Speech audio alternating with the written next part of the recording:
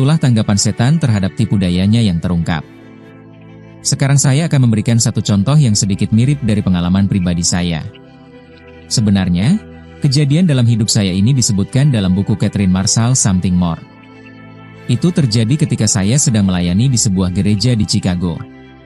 Pada akhir kebaktian, seorang wanita datang kepada saya dan meminta saya untuk berdoa. Dia berkata bahwa dia memiliki masalah pribadi. Tuhan menunjukkan kepada saya pikir, mungkin melalui firman pengetahuan, bahwa dia adalah seorang cenayang.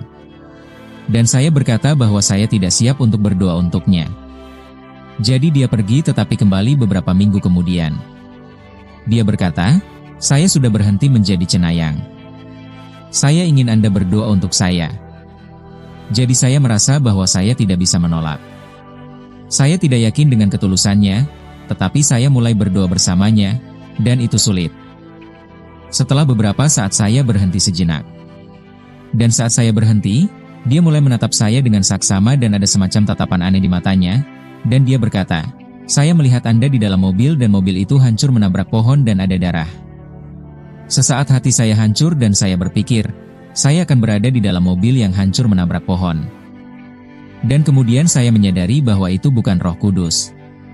Itu adalah roh ramalan yang dengannya dia beroperasi sebagai medium.